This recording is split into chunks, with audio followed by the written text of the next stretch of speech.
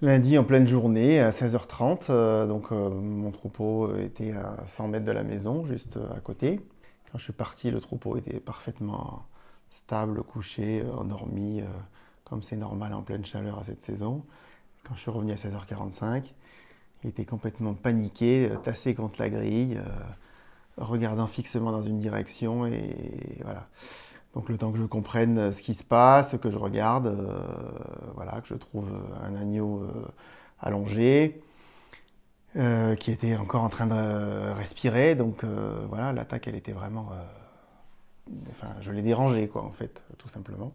Ou donc j'ai eu une deuxième attaque à 21h30 le soir. Une espèce de flèche argentée descend là comme ça, qui vient percuter le troupeau, qui éclate le troupeau complètement, enfin éclate avec les brebis, elles partent dans tous les sens, en cercle, en fait, en demi-cercle, quoi, comme ça. Puis voilà, donc j'ai hurlé, je pense que ça s'entend encore à l'autre bout de la vallée, j'ai hurlé vraiment, je suis parti en courant. Voilà. Bon, et la deuxième attaque, j'ai a priori pas eu de victime, enfin jusqu'à ce que je m'en sois pas rendu compte, mais a priori, voilà. C'est-à-dire qu'en hurlant, ça l'a fait fuir, quoi, manifestement. Je suis parti en courant, les gamins m'ont suivi, le chien, bon, enfin, on est tous partis. Voilà, après, le troupeau, il est percuté 2 fois. Et donc, voilà, maintenant, il est perturbé. J'ai du mal à le remettre au pâturage. J'ai du mal à le refaire passer à l'endroit où il y a eu les attaques. Voilà, j'ai travaillé dans les collectivités locales. Je suis parti à Paris pendant 15 ans. Voilà, j'ai fait autre chose.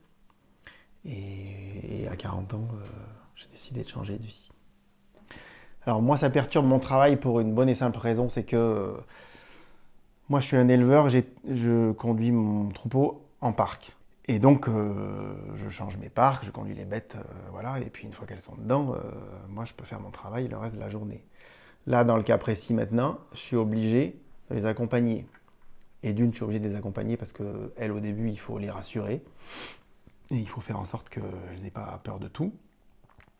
Et de deux, moi, ça me rassure, parce que je ne sais pas, une fois que le loup a attaqué une fois, qu'il a compris où était le frigo, eh ben, il va revenir dedans. Voilà, ça c'est une règle absolue.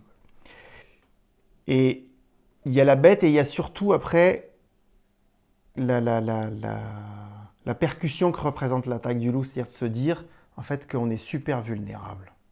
Et c'est ça qui est difficile. Pourtant moi, bon, j'ai un réseau de clôture qui est vraiment performant, j'en ai beaucoup.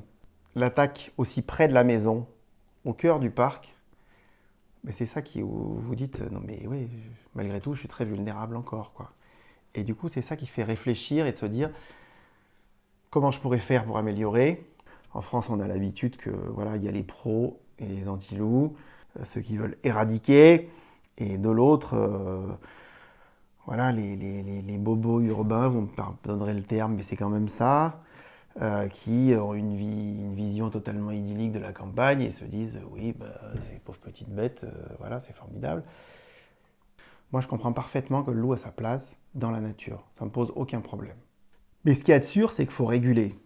Et ce qu'il y a de sûr aussi, c'est que moi, je pense qu'on peut apprendre au loup à pas taper dans le frigo. Parce que l'histoire, c'est ça. C'est qu'évidemment, les troupeaux de brebis, c'est la facilité pour lui. On peut apprendre. Mais pour lui apprendre, il faut qu'on accepte qu'à un moment donné, il faut lui donner une leçon. Il faut lui apprendre que c'est pas possible, que c'est interdit. Moi, je pense qu'on devrait avoir le droit, sur le territoire de nos exploitations, on va avoir le droit de tirer dessus. Il n'y a pas. C'est indispensable. Parce que aujourd'hui, c'est notre métier qui est en jeu. En mode extensif, on est souvent petits troupeaux, grands espaces. Donc on est très vulnérable vis-à-vis du loup. Voilà, la dissémination du troupeau, nous, les efforts qu'on doit faire sur les clôtures, du coup, ils sont beaucoup plus importants. Si on ne régule pas le loup, c'est cette agriculture-là dont on dit qu'il faut aujourd'hui la préserver, l'encourager, à cause de la mort de la planète programmée demain, on le sait, voilà, il y a quand même un problème majeur de climat, d'avenir, et si on ne fait pas quelque chose, c'est le loup qui va nous prédater, nous. C'est ça qui va se passer. Moi, j'imagine qu'on doit pouvoir se défendre sur le territoire de nos exploitations. Ça veut dire, c'est pas de la chasse au loup, d'accord? Ça veut dire les endroits où on pâture, si on est en présence, on doit pouvoir lui envoyer un message pour lui dire, ici, C'est interdit. C'est pas possible. Aujourd'hui, les attaques sont au bord des maisons. Voilà. Avant, on disait toujours non, mais t'as qu'à mettre le troupeau, faire un parc de nuit à côté de la maison, et puis c'est terminé, il n'y a plus de problème. Moi, je pense qu'il y a un changement de comportement parce que le loup n'a tout simplement plus peur de l'homme. Bon, donc si on ne régule pas, d'une manière ou d'une autre, on ira au casse-pipe. Là où avant, on avait un truc, une opposition entre pro et anti-loup un peu stupide, maintenant tout le monde comprend bien, tout à fait de manière instinctive, qu'il y a un sujet sur la table qui n'est plus maîtrisable. Je vais demander un tir de défense à la DDT. Je ne suis pas chasseur, je le précise immédiatement, je n'ai pas de permis de chasse. Donc je vais mandater un chasseur de la commune. Donc où la personne que je mandate doit pouvoir faire un affût auprès des brebis. Qu'est-ce que je vais faire d'autre? Je vais renforcer mes clôtures. Moi, je suis en train de construire un bunker. L'idée qu'il faut sortir le loup de la Convention de Berne me semble parfaitement légitime. Ça n'est plus une espèce protégée. Enfin, on a largement franchi le seuil de reproduction qui permet de ne pas éteindre l'espèce.